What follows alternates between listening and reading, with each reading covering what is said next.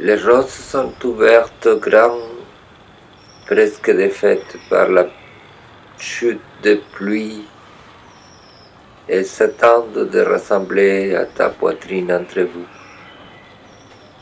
à ta manière de tenir les pieds nus au moment d'un rêve partagé, pudique jardin pour la nature du regard qui part avec les beaux du feu du jour dans la nuit, consubstantielle ta poitrine, la fleur de la rose qui se défait trempée d'orage et frais. D'où vient le besoin de te dire ces choses? Sur les roses, sur tes pieds, je ne dis pas à tout le monde la même chose. C'est jamais la même chose. Je m'emmerde de ne pas avoir de modèle, mais je bricole des omelettes de café au sirop de cannelle. Je gratte la terre du jardin pour l'aérer et la faire un peu respirer. C'est bon pour elle. C'est moi seul qui peux le faire.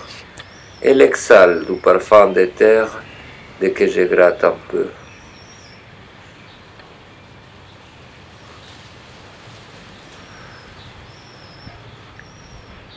En attendant un jour de visite de mon ami modèle Avilliers et mi Avilliers,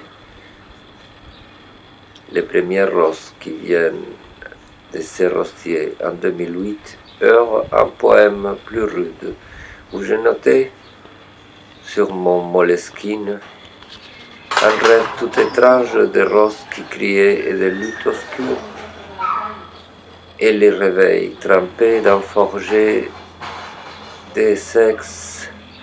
Ce fut ainsi le premier, le dieu du jardin est Pan, dans la tradition des anciens, un dieu de fertilité et la part bestiale qui permet d'engendrer, de faire vivre.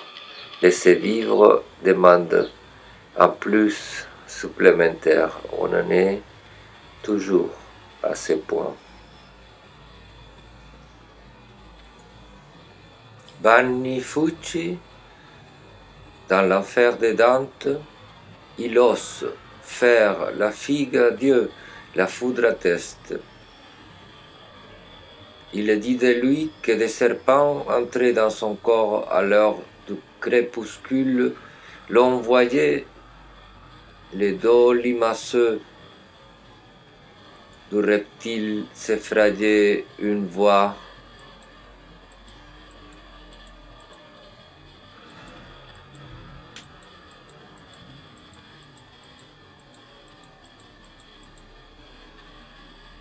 Se glisser dedans. L'on voyait sortir vipère entre poils et cheveux, du poil de la poitrine issue avait un serpent rouge et noir, regard jaune. Debout ou couché, Fucci parlait à sa bande, agitait la terre.